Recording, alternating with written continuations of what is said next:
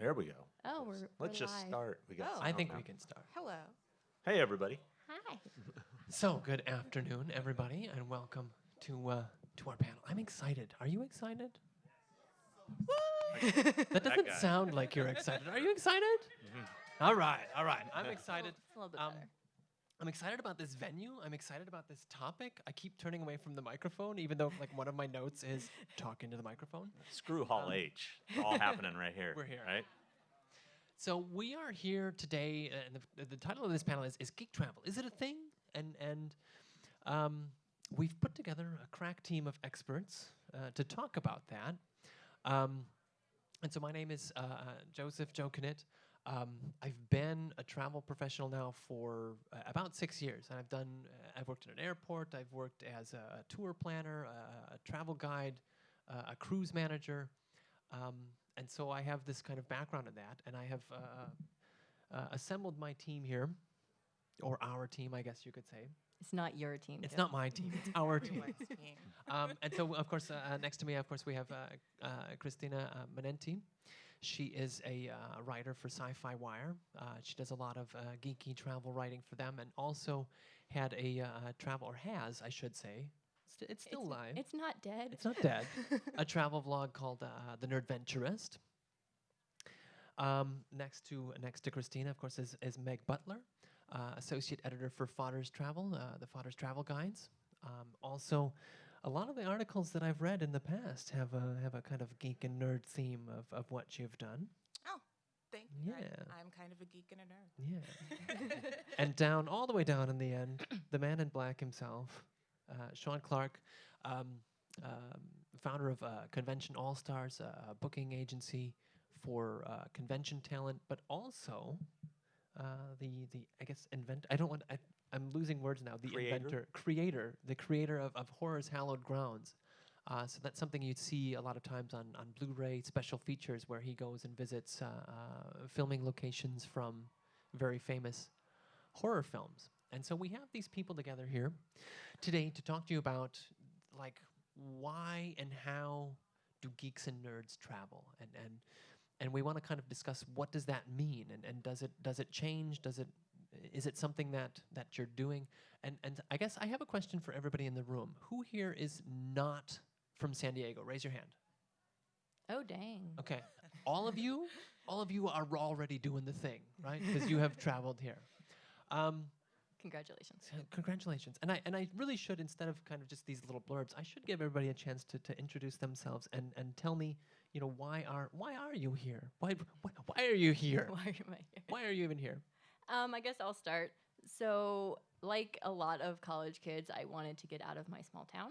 And so I studied abroad in England, in London, for a semester. And I kind of used that as a jumping point. Because from London, you can go literally anywhere for like $20 because of all the buses and rail options. So I just got the travel bug hardcore.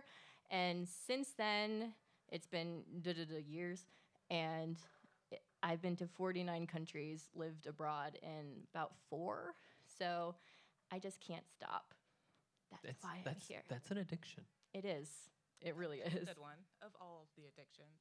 It's true. It could be, smoking crack. So is that inappropriate? I'm sorry. I think it's okay. I think that's PG-13. Yeah. Well, as a segue from smoking crack, hello. My name is Meg Butler, and I travel as my profession. I work for Fodor's Travel, so around half the year I'm traveling.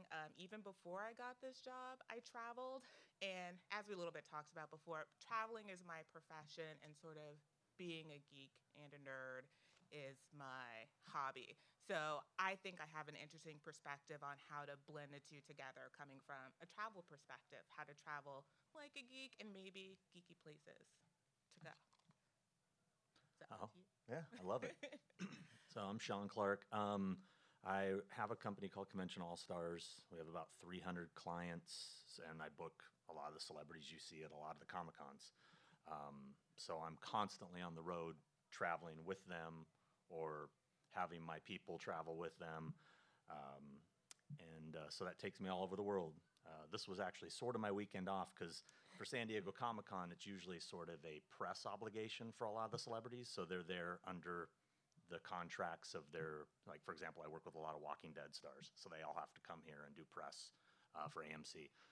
So I'm not technically here working with them this weekend. But then I leave Wednesday to London Film and Comic-Con, where I have about 12 people booked. So I'm always on the road. And then the Horrors Hallowed Grounds thing, that's just full-on hobby. It's an article I do in Horror Hound magazine, and it's a show that I do that's on a lot of special features, like on Scream Factory, and a lot of horror Blu-rays. If any of you buy those, you may have seen one of my episodes where I go back to the original filming locations and take a lot of the cast and crew with me and talk about what it was like to film there 30 years later or whatever. So everything I do is embedded in geek and travel. So, yeah.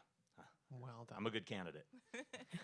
I have a couple of general questions that I want to ask you all first, and I kind of think the very first question that we need to tackle is, at least for while we're here, do we need to differentiate between geek and nerd? Is that something we need to make a difference of? No. No, like I guess to me, like I think of geek as like more like sciencey, math, like space, that kind of thing. But like honestly, however you want to like identify as yourself, like cool, like live your life. Like I consider myself a nerd more than a geek, but that's just my preference, I guess. I like to think I am both a geek and a nerd. That's allowed, right? You can do. Yeah. You can do both. All right. So I personally don't think I need to differentiate because I feel like I'm speaking from both camps. What about you? I mean, I use both terms, Yeah. not in a derogatory sense. I embrace being a horror nerd or movie nerd or whatever you want to say. I'm sure eventually somebody will be offended by it. We won't be able to say it anymore. Okay.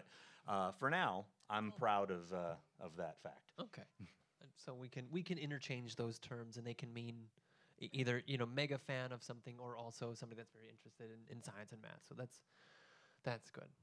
The other question I have for differentiating, do we need to make a difference, or is there a difference between being a traveler and being a tourist?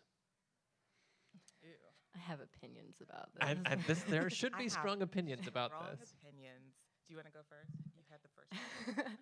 It's so bougie. Like, I think people who say like I'm a traveler are like they want to think that they're above like the common tourist. And like if you travel, you are touring a place. Like congratulations, you are a traveler and a tourist. Like I get it. You just like, oh, I'm not going on tours. I'm just gonna walk around and explore and find myself. Like, cool, I do that too. But sometimes, like, if you want to go on a tour, there's nothing wrong with that. Like, some of them are quite nice. Some of the places you can't go see without a guided tour. So, like, I think, and like, I say this as someone who has actually been in this world, like, as like a travel like influencer. A lot of that is like, I'm a traveler, not a tourist. And it's like, whatever. Just go see things and have fun. I don't know. I think I have strong opinions in the other direction. Oh, God. So, Step aside and let you guys. Do I need to sit between? Going down. The war has begun. No, I kind of think of a tourist as someone who just pops in, takes the obligatory photo of the place and then leaves. And then like a traveler is someone who's there to like, maybe talk to people, go off the beaten path a little bit. But I do understand, like, I don't like those articles that are like, here's how to go to Paris and not be a tourist. Like, it's okay to go to Paris and be a tourist. Like, being a tourist, I think is fine. So I'm contradicting myself a little bit. But I think a traveler is a little bit more in depth, like when you spend a little bit more time in a place and get to know it rather than just Yeah, I think that's right. Like, I think there's like the tourist, like how you've described it, and maybe like an engaged tourist. Yeah. So there's a person who's just like, oh, this is gonna be a good postcard snap, and then Yeah. there's someone who like actually is like traveling to a Yeah. place. Yeah, that's fair. We're not gonna fight. Yeah. I hate labeling anything. Don't be so pretentious. Just go have a good time. That's my vibe. Yeah. So, of course, one of the things that I think is often associated with geek and nerd travel is filming locations, whether that's Game of Thrones filming locations, or whether that's we just were in Scotland for a few days, and apparently the biggest thing that draws people to visit Scotland Highlander? is not Highlander, Oh. Outlander. Outlander. Outlander. Oh, I- no, I would have I went thought- for Highlander. I thought it was going to be Highlander too. I'm running around singing Princes of the Universe the whole time. Only one. But so visit when you think about or when you go to visit film locations, what are the kind of and this is for all of you, what are the kind of resources that you use or that you need to do that? Do you want to start? Because like I feel like I did Yeah. starting. So. Well, for me, when I first started doing Horrors Hollow Grounds, it was 1990. Geez, I started doing the filming location thing in 94, 95, and this is before the internet. Yeah, you guys, I know this is. There used to not be the internet. The It's ancient crazy. time. Yeah. So I had to actually seek things out. I was watching movies, looking at street signs. I back in, well, if you're from California, we used to have these things here. I don't know if they still exist. They were called Thomas Brothers maps. They were books. I was thumbing through those things, trying to find stuff, driving around like an idiot. And I'll never forget the first, I was on a quest to find the Halloween locations, and I was in Pasadena, South Pasadena, drove around a corner, and it was literally the POV shot of when Lori and Annie are driving in the station wagon, and they see the hardware store, and she's like, "Oh, my dad!" I don't know if you know that.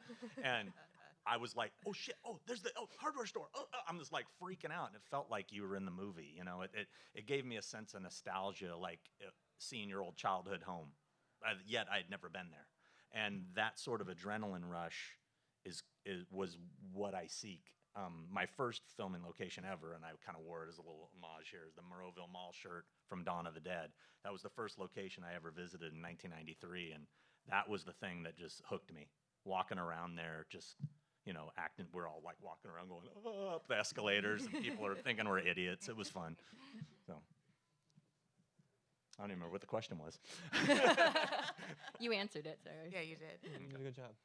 Maybe you next. I spend a little less time going to specific movie locations, and when I do, I'm lucky enough to work with tour operators to sort of facilitate that. But sometimes I think the coolest part, I went to go around the corner for me, see the set of Friday, the movie. So I like a little bit of maybe off the beaten path, maybe not a major movie location, but if I'm scouting on my own. So I think that's Oh yeah, I do that too. Yeah. I like obscure shit. Yeah. And it's not all horror. I do everything. Sure. I mean, it's just I'm known for the horror stuff. So Nice. Yeah, there's a special thrill that comes with something that not everybody is going to. So yeah, I like getting a glimpse of that. Yeah. I actually, I always wanted to go, but I went to Venice specifically because of Assassin's Creed. And I wanted to go see, all the Nice. parts of, not the movie. The movie's awful. Don't watch it. The game. And, hi, Sora. She went with me, and we're just Assassin's Creed's nerds. And we, did, the crouch on, bridges that weren't, the Were main you one. pushing people aside in the crowds? No, but there was the fish market where I would always run and jump into the water to escape the guard. So I was like, I've been here, and it's cool because also there is the library from Indiana Jones and the Last Crusade. So I specifically go sometimes to locations because there is something nerdy there that I want to go explore. In London, I did that a lot with Doctor Who and Sherlock. So it's kind of fun to sort of base your trip sort of around that, but it's also kind of fun to sort of be in a place oh yeah, something was filmed here, and go see it and be oh, it's real. I love that feeling. I have a quick Venice story. If you just was thinking about it. So anybody here seen the old 70s horror film Don't Look Now? Donald Sutherland? She did. That one person. One person seen it? That's okay. It's not it a only great takes story if one you don't know person. the movie. Well, quick She will know the version. movie. I was in Italy, in Venice, and I was looking for all the filming locations from this film starring Donald Sutherland from 1974, maybe, I'm guessing. And I went into the Sistine Chapel.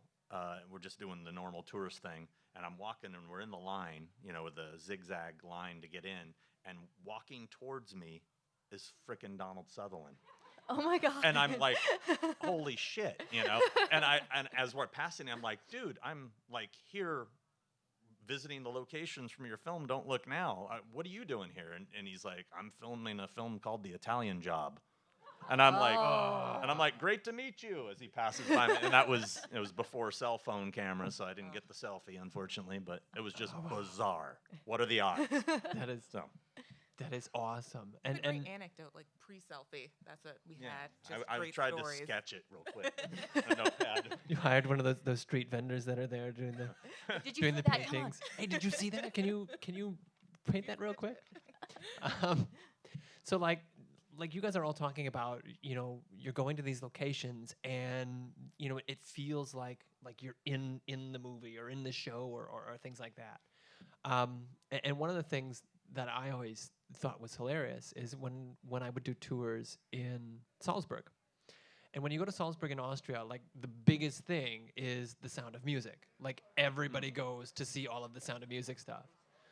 And I always love it because one, the only reason that the tour guides and everybody else knows about this film, which is not like nobody knew about it until about 20 years ago, and then the only reason they know about it is because all of these Americans kept going and trying to see these locations. Yeah. I love that. And the other thing I love is when you're doing these tours, when you're going around Salzburg, like everybody thinks all of this stuff is like either in this one place or another place, or this happened here and this happened here. And the guides will be like, well, not exactly. This church that they got married in isn't even here. It's like 3 hours away by car. And so it's kind of a long way of me asking, which is maybe better or which is more fun, immersing yourself in that series or in that movie or in that location, or breaking the fourth wall and seeing like, how was this made? I guess it depends on what you want to get out of it. Yeah. Like I went to, it was about 3 hours away from where I was living in North Carolina at the time, and it's where District 12 was filmed for the Hunger Games.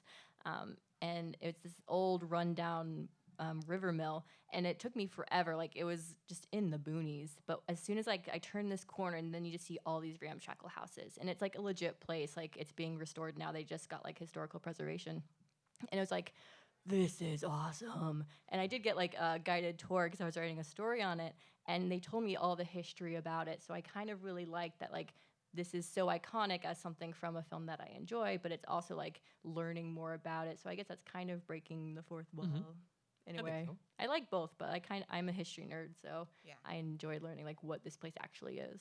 Yeah. Speaking of history nerds, I went to Deadwood not too long ago, and it was for the premiere of the new HBO movie. And that was really cool because I had like binged the show right before, and I had just watched the movies, and you kind of miss a series after it was over. So it was really kind of cool to like go into Deadwood where they have a lot of the same buildings. I mean, it's a little touristy, but I feel like people there know a lot about the history, so you can kind of like nerd out about that time period, and also like you're among the characters that you really like. So I kind of like being immersed in it. I think is like just like my personal jam, but I think to each their own. What about you? Yeah, I like. I think one of the things that's fascinating about what I do is I'm so particular about matching the shots to the actual films that it's fun to try to figure out how they did something. A quick example, like the high school in A Nightmare on Elm Street, the original.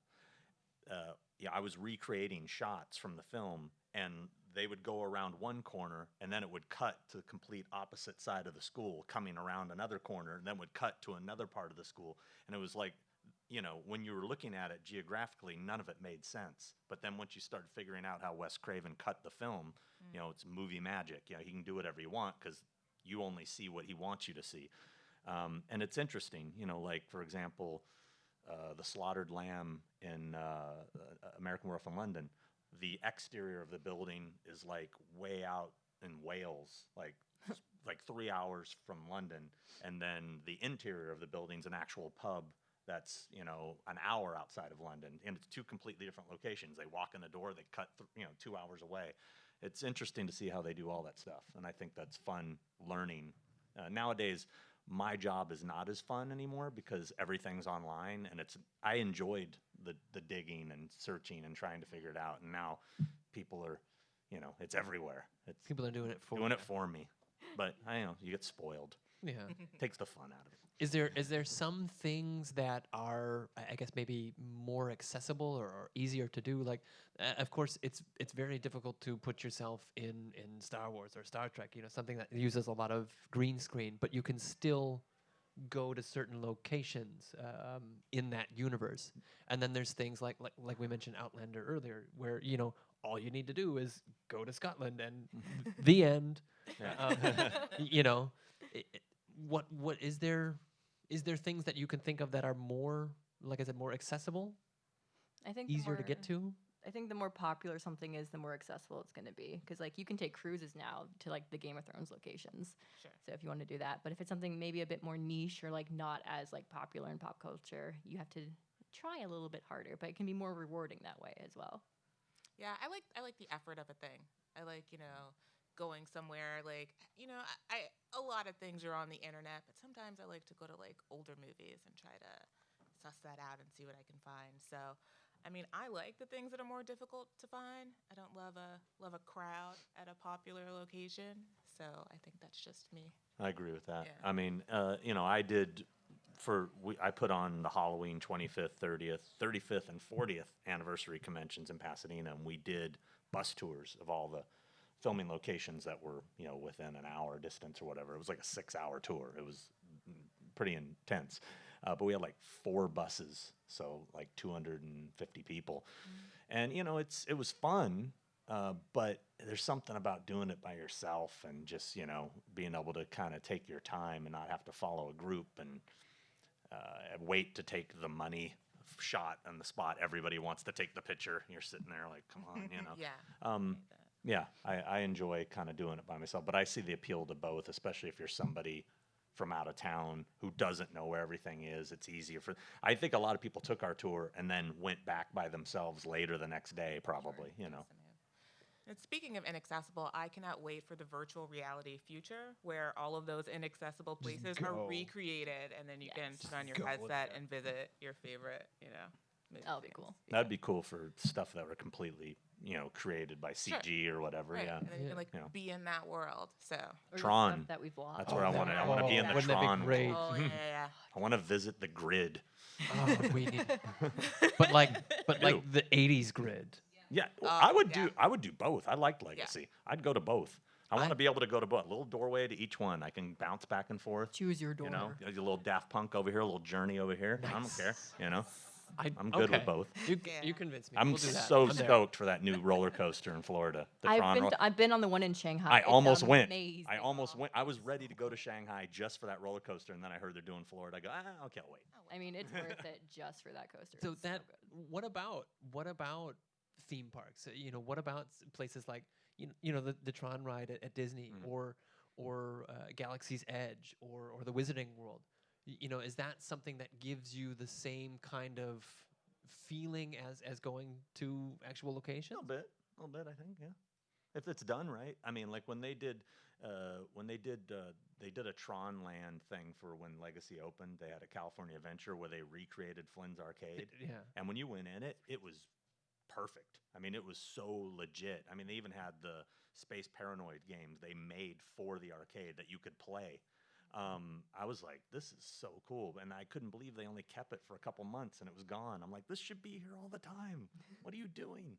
What's wrong with you? So did you say like the devil is in the details? Like, have you been to one that they did completely wrong? Oh God, yeah. I mean, you go What's your favorite one to hate? Oh my, there's so many. So many. Well, it's a lot of them are the horror nights kind of things where they recreate stuff, from horror. They'll try to do a mock-up, and sometimes it's cool and sometimes it's terrible. I mean, but it's just a little walk through a maze. They're not trying to get super detailed because it's only going to be there for a limited time. But that kind of shit, I can get really nerdy and point stuff out. That's wrong. Dear sir. TV was on that side of the I room. am sorry. I am very disappointed. Yeah. 2 stars. Well, it's funny. Seriously, me and my friends walk through those things, and we're looking at the details, geeking out, and guys are jumping out, going, ah! And we're going, yeah. Okay, yeah. All right. Wait a minute. Yeah, no, but yeah, busy. thank you. That was great. But no, look at that over there. Oh my So. god. One of you mentioned you mentioned cruises. You said the game you can go to the different things, but there's also like And Sean, I think you did a Walker Stalker cruise. The Walking Dead cruise. The Walking Dead, the Walking Dead four of cruise. them. But they don't go to locations. You're just No. on a boat with a bunch of fans. Right. Are It's there, fun, though. are It's a there blast. zombies on the boat? People dress up and yeah. Oh, okay. Yeah. So it's not people like walking around like I'm like. No, they're fans, but they do it all weekend. They're dedicated, man. Oh, It was dang. Oh wow! All yeah, weekend. all That's weekend. awesome. Like, how the hell do you?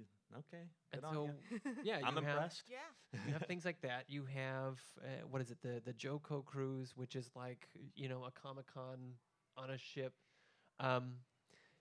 Does that count? Is that a thing where like Traveling. you're traveling and you're with a group you're of with other nerds and geeks? Yeah.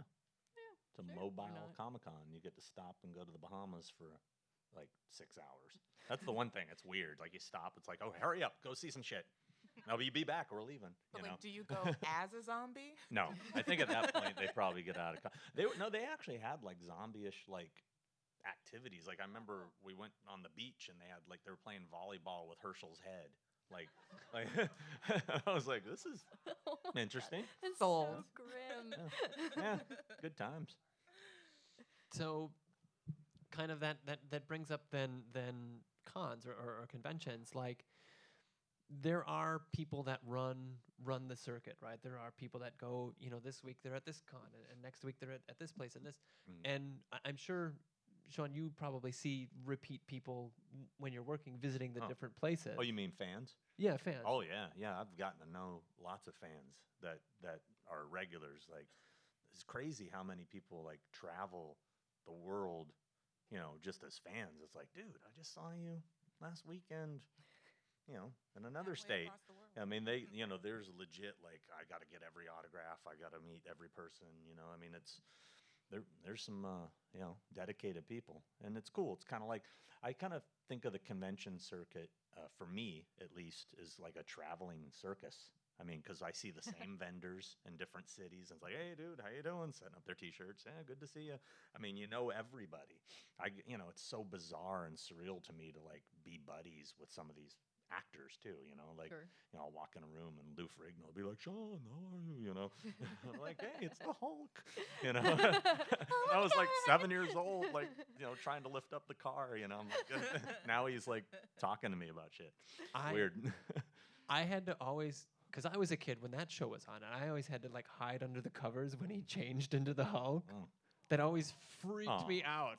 Like I was okay with the Hulk as a guy, like, Yeah. hey, it's the Hulk, he's cool. But that Frank change, As no soon as way. those eyes go white, you're like, I had to like, I'm sorry, I need to go to another room. This is too much. Too funny. Meg, Kristina, what about you? Do you run the circuit?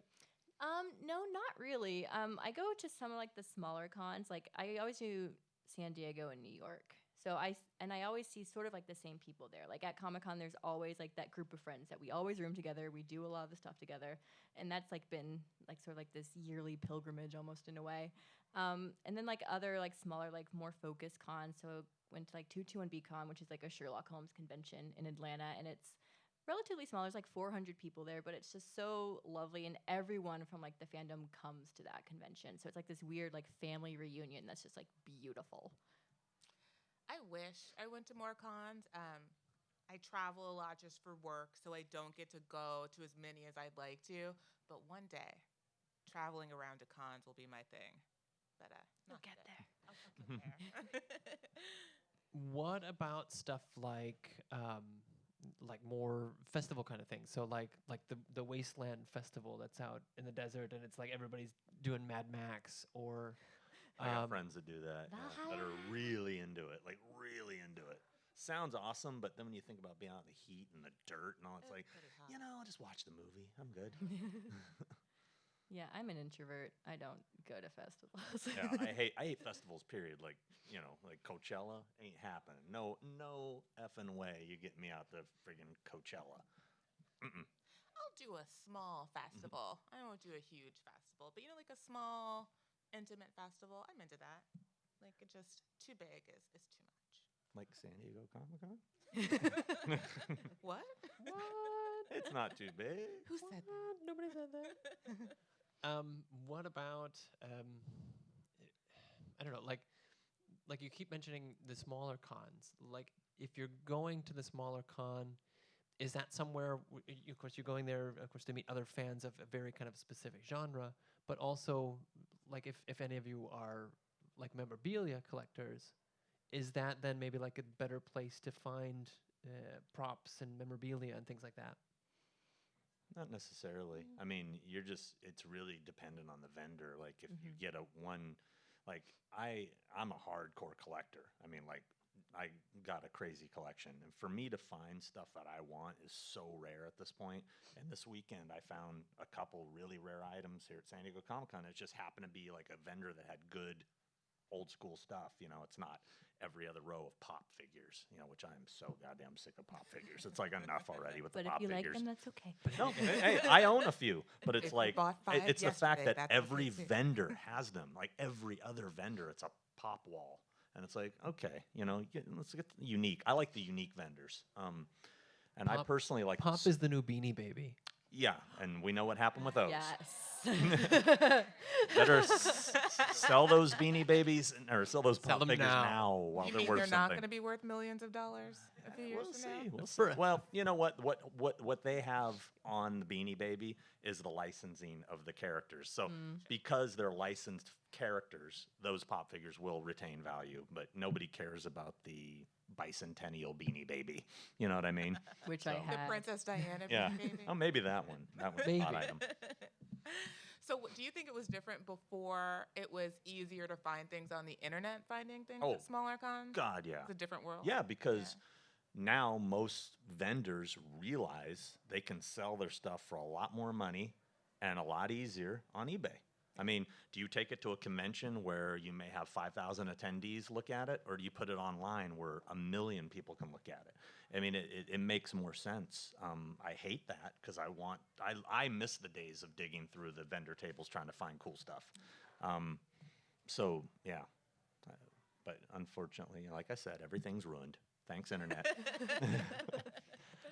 What about trade fairs? What about like NAM or you know, even like the Detroit Auto Show? Is that something that qualifies? Like as being a geeky travel destination? Yeah. If you like cars. Yeah. Like if you like cars or if you're really into music or Yeah, something. I go to the NAM show every year just because I have friends that are musicians and stuff, and we go hang out. It's kind of, and I don't have to really be bothered. I can just go and enjoy it and walk around and check out new crazy instruments, and you know, it's really kind of a neat thing to walk by, and you could be seeing like Steve Vai standing in a booth shredding, just, you know, trying out things. It's like, you know, where do you get to see stuff like that? You know, Yeah. I walked by this one booth. Stevie Wonder was playing piano, and like there's a huge crowd around. But That's it's wild. yeah, I mean, it's like, whoa, Stevie friggin' Wonder is just chilling here, you know. You know, it's an industry convention, by the way, in case you guys wonder what the NAM show is. So you do have to be affiliated in the music industry some way.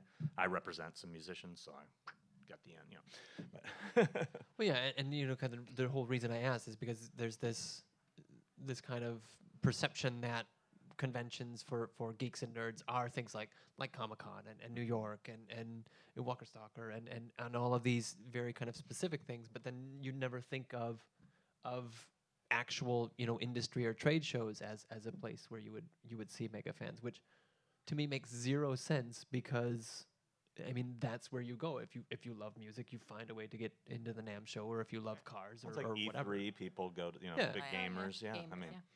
sure. BlizzCon. There's all that nerds of all shapes and All sizes. Yeah, kinds and there's of something colors. for everything. We're all nerds. There's porn conventions. So Sure. general You can be a porn nerd. general kind of It's a travel, general travel question. So I've got my, of course, contraband Huawei phone that you can't get in the U.S., which Ooh. I totally bought just because I don't want to carry a camera when I'm traveling. So my question is, cell phone or camera? what is When you're take going pictures? somewhere, when you're taking pictures, do you take a camera with you, No, or do you just trust your cell I haven't phone? had a camera in years. Yeah, the lenses on the phones have just gotten so good. Yeah.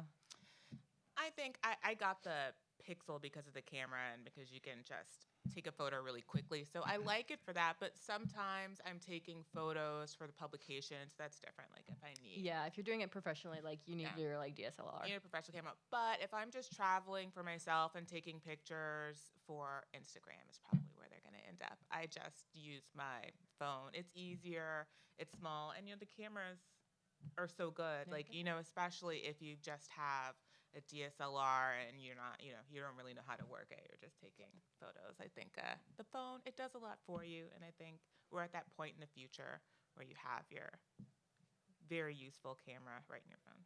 Be able to do it from like your eye Sure. pretty soon. Just like click a button, like everything you see is a picture. I think Snapchat already has those glasses where you can just That's What? terrifying. snap. And then, yeah, you never know who's filming you. On that. I note. don't know. Brave I don't world. know. That's too much. It's already happened. It's already there. We just do. It's in the water. We've already had it. So I guess I guess where I was going is like when you're traveling these places, maybe not so much to conventions because you're always like acquiring things, and so you need some big luggage. But when you're on the go, is it something that you do to kind of travel light? I mean this bag is I'm here from Germany, and this bag is the only thing I brought. Huh? This is it. Such a good packer. I know, right? Those Is that Germans something? are so Or good. am I just weird because I do that, or is that something that's achievable? I know people who are very proud of being able to pack light. Like they don't check bags because the airline loses your bag and All they can the get time. all of their stuff into one carry-on. I don't do that at all. I bring all the things. Just as much as I can cram into a bag. It's usually overweight. I just, I believe in having all the things that you might need. That's how I travel comfortably. If, something happens, I like to have all my backup options with me. And if I have to lug around a bag, I mean, that's fine. It's the price I pay. Yeah, with how much I've like moved internationally, you'd think I'd be better at like consolidating my life into like luggage, but I'm not. Like Same. I always go with like 2 giant suitcases, and I'm like, well, this is the allotment, and I'm like weighing them. It's like 49.7 pounds. I'm like, yes, I won, and I've just not won at all because you get to like this new country and you have to like drag it from the airport to wherever you're going on like public transportation in a different language, and you're just like, I've made so many bad decisions. But then it's like the what if game when you're packing. Like, what if I have to go somewhere nice? What if, like, there's a surprise hiking trip? I need my hiking shoes. Like, Absolutely. You want to be prepared. What about you? If you see me going through an airport, I'm dragging 2 giant suitcases that are like 70 pounds each. Because see, the problem is when I do conventions, I got to bring all the photos for the actors, and like a guy like Norman Reedus, you got to bring a box this big, that deep, just for him. Right. Just him.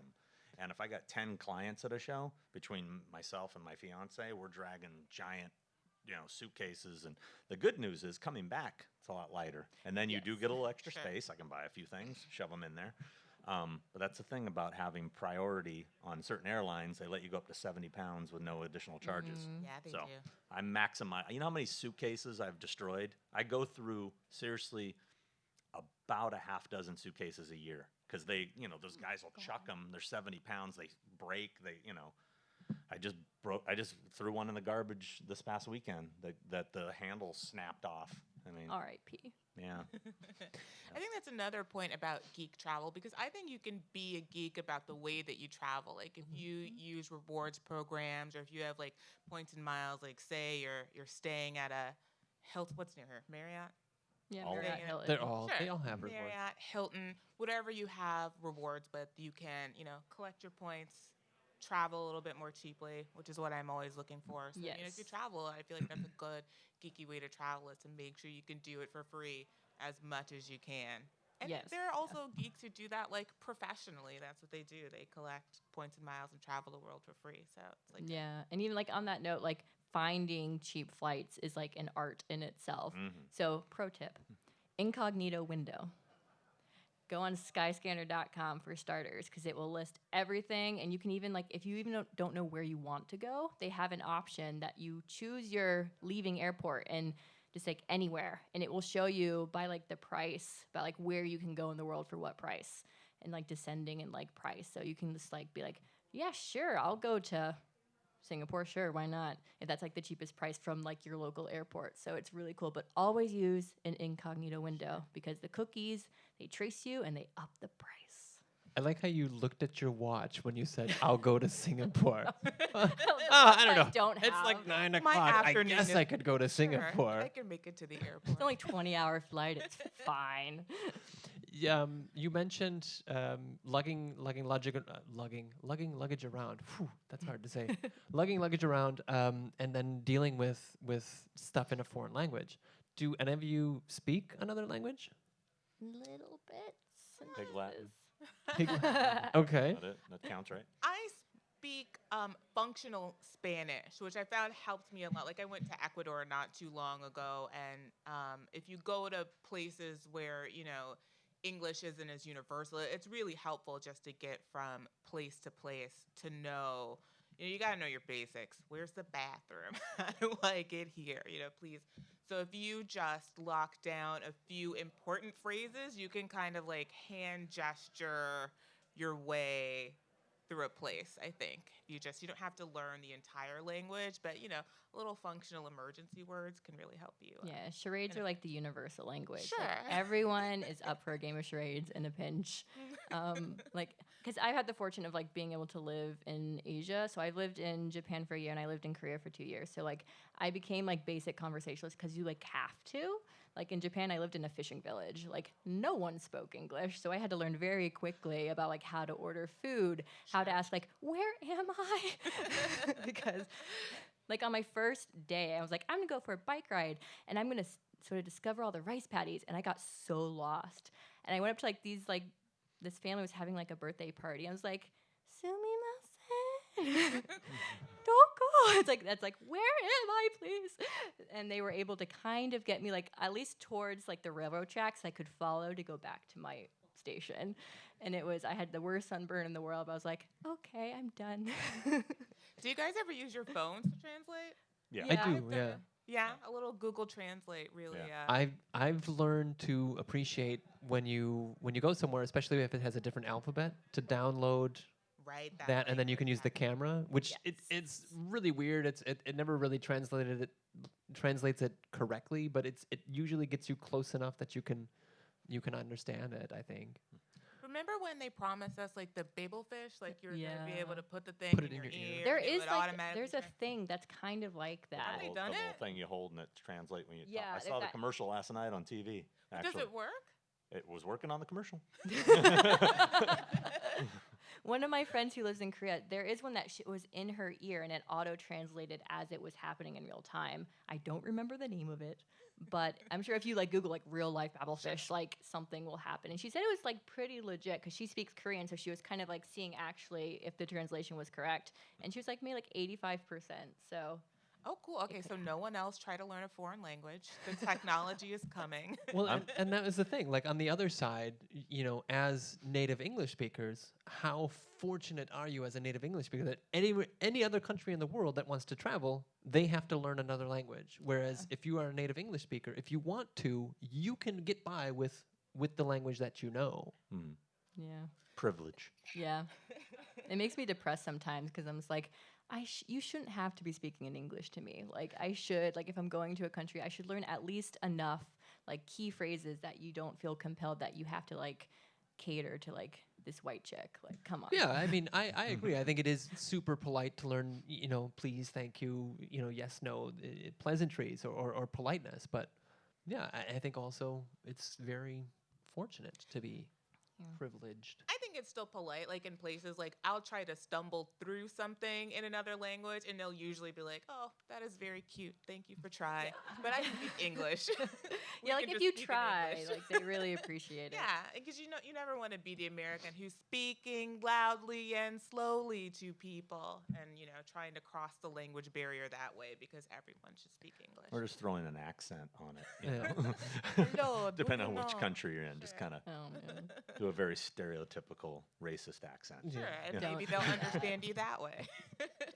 I think the worst is when you try to do that, when you try to be polite and you're stumbling through something, and then they just automatically switch to English. I Yeah. always feel They're like just I'm like, yeah, no, we're not Aw. gonna do that. Oh, Let's no, just do no, English. Thank you. Yeah. thanks, but We're no getting thanks. auto translation right now. Look at that. Nice. Right here. Nice. Look at that. I just want to do a couple more, and then maybe I think some people out in the vast audience that we have some questions for us. I want to get to. Better I guess- hurry. We're running out of time. Yeah. I know we're running out of time. I want to ask you all, where do you feel when you're traveling, when you're on the road, when you're on the go? Where do you feel most at home, or where do you feel most like yourself? I'm getting deep. Yeah. Yeah. At home. That's right. On Yeah, my if it's at home, yeah. I mean, for me, a vacation is staying home at this point in my life. That's my vacation, is sitting on the couch and watching TV, because I don't get to do it that much. I don't get to be home very often. So Go ahead.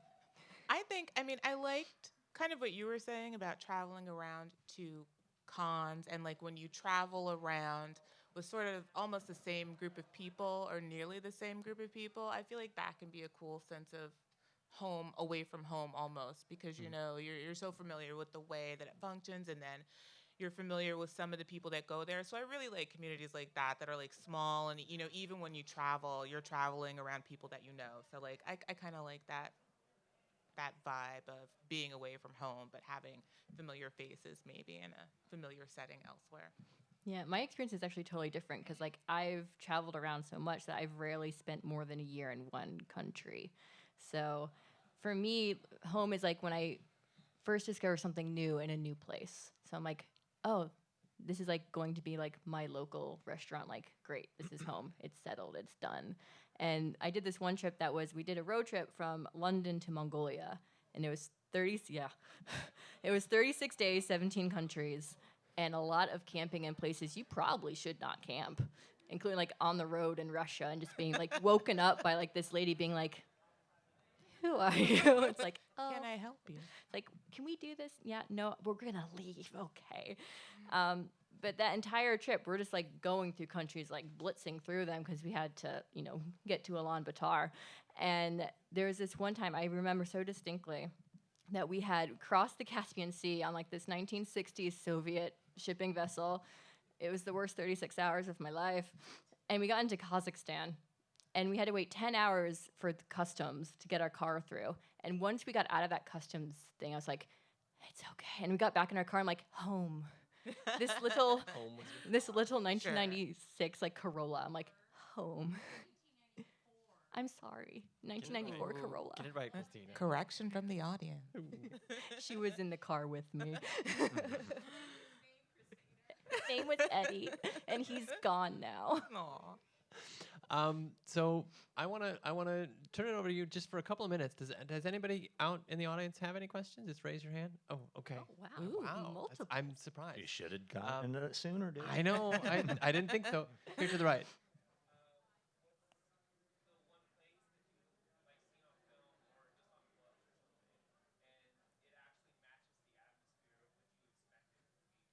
Did everybody hear that? Yeah. What's the one place that matches what you expect? For me, it was when we were in Iceland and we went to the black sand beaches that you see at the beginning of Rogue One.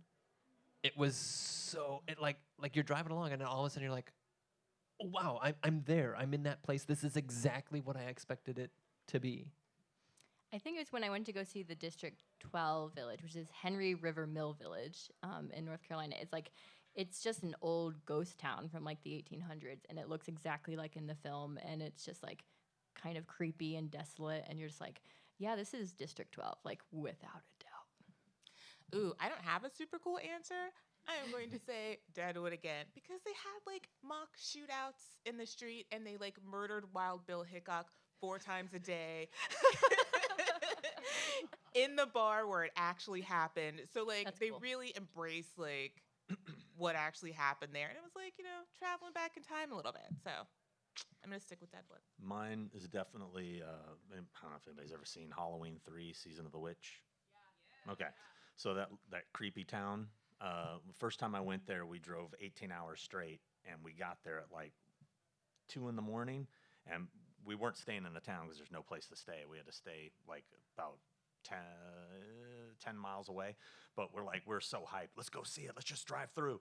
So we're driving through the town. It was a total ghost town. There's nobody there. And it was like when they first got in the movie and people were looking out the windows, like the curtains. We literally had that happen a few times. And we're just like, holy, it was so creepy. It was awesome. So I know some of you other ones, some of you other people. People have questions. Have questions. But we're gonna wrap it up here in a minute. But I think we'd be willing to stay out for a few minutes afterwards if you have some more questions from us. Yeah. But and if anybody wants, I don't know if anybody wants, but I brought some Horrors Hollow Ground stickers. If anyone wants to pass them out. They're awesome. They I would stick like a on sticker. things and they're free.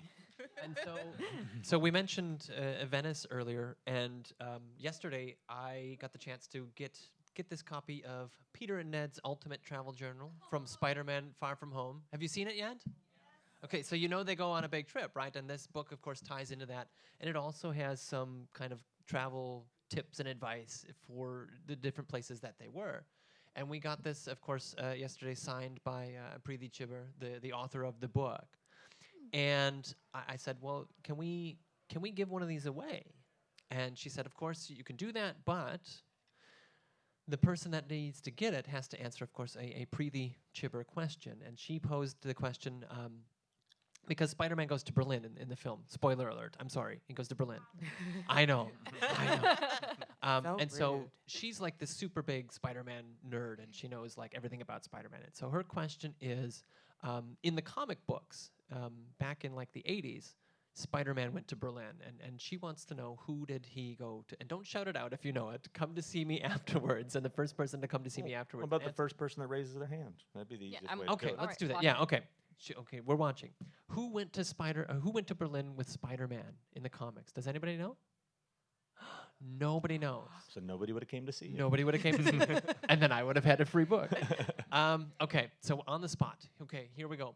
This is then, who has come from out of California? Raise your hand.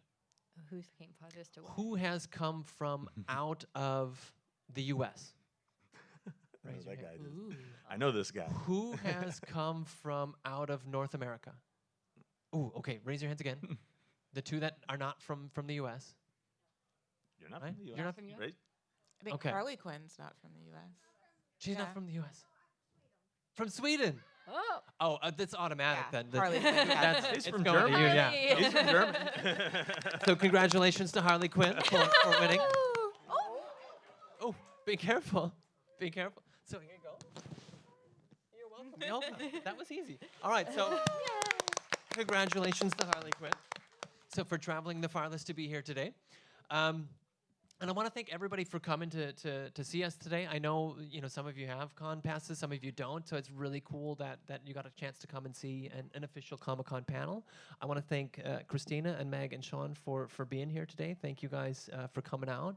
And I want to thank all of the volunteers and staff from Comic-Con, so thank you guys. And Thank you, Joe. Thank you. Thank you. And get out there and go somewhere. Even And if also it's- outside, do the Batman skydive thing. I'm not waiting be on that awesome. line. Oh, it's a hell of a line. Thank you. Thank you, guys.